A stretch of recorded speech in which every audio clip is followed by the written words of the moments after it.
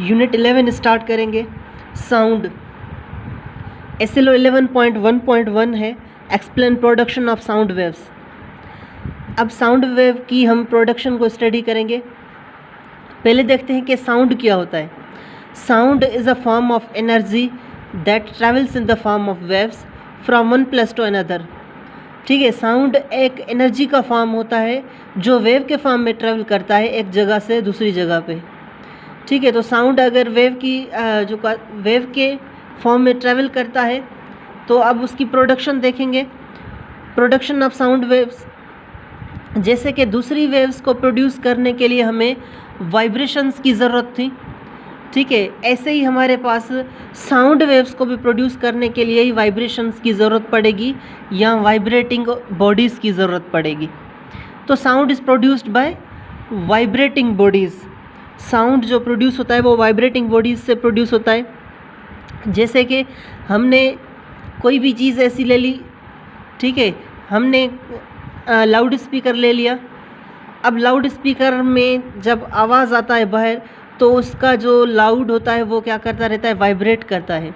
जब वो loud vibrate करता है तो उसकी सराउंडिंग में जो एयर मौजूद होती है, ठीक है, तो उसके एयर के मॉलिक्यूल्स भी वाइब्रेट करना स्टार्ट करते हैं। जब एयर के मॉलिक्यूल्स वाइब्रेट करते हैं तो उस एयर की वाइब्रेशन के थ्रू हमारे पास साउंड जो है सेंस होता है हमारे ईयर में।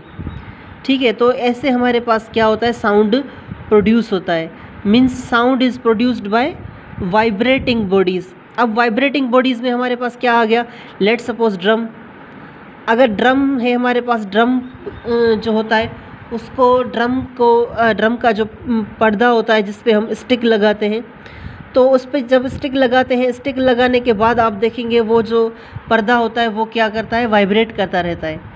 ठीक है, उसकी अगर वाइब्रेशन हमें जो है ना देखनी होगी तो हम क्या करेंगे, उसको टच करके देखेंगे, या आप उस पर चावल के दाने गिरा के रखेंगे तो वो भी वाइब्रेट करना स्टार्ट कर देंगे चावल के दाने इस ड्रम के पर्दे पे। और दूसरा होता है गिटार। अब गिटार के थ्रू हम क्या करते हैं, स्ट्रिंग्स को जब वाइब्रेट करते हैं, गिटार की स्ट्रिंग्स को वाइब्रेट कराएंगे तो क्या होगा, उसमें एक साउंड प्रोड्यूस होगा।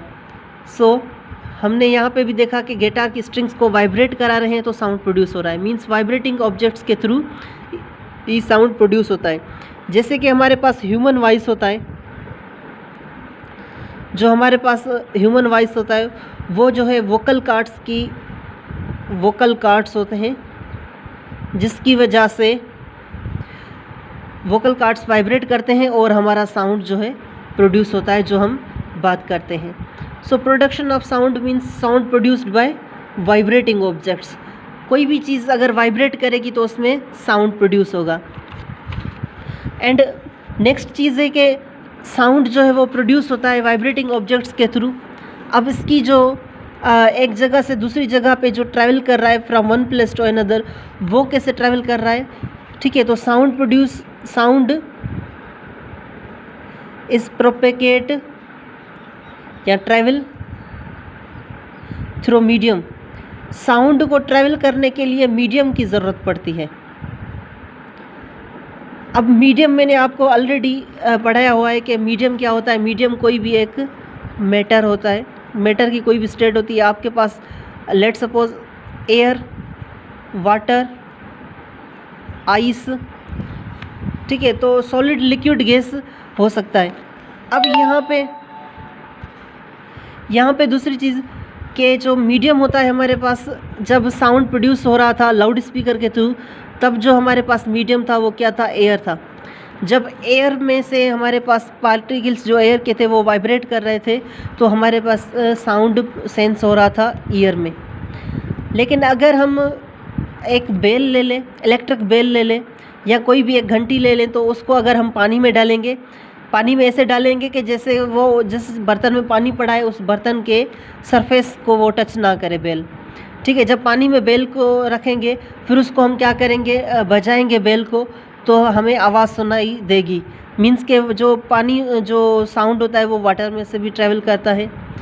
ठीक है, और दूसरी चीज़ ये है कि साउंड जो है वो स्पेस में से, वैक्यूम में से ट्रैवल नहीं करता। उसको मीडियम की ज़रूरत होती है, क्योंकि मीडियम हमारे पास स्पेस में या वैक्यूम में नहीं होता। ठीक है, तो यहाँ पे हम देखते हैं कुछ एक दूसरा एग्जांपल। अगर हम कोई भी जार लेते हैं, उस जार में हम एक बेल रखते हैं। ठीक है, जब उसमें बेल रखेंगे तो जब उसको बेल को हम बजाएंगे तो वो बेल हमें सुनाई देगा, उसकी रिंग जो है वो सुनाई देगी।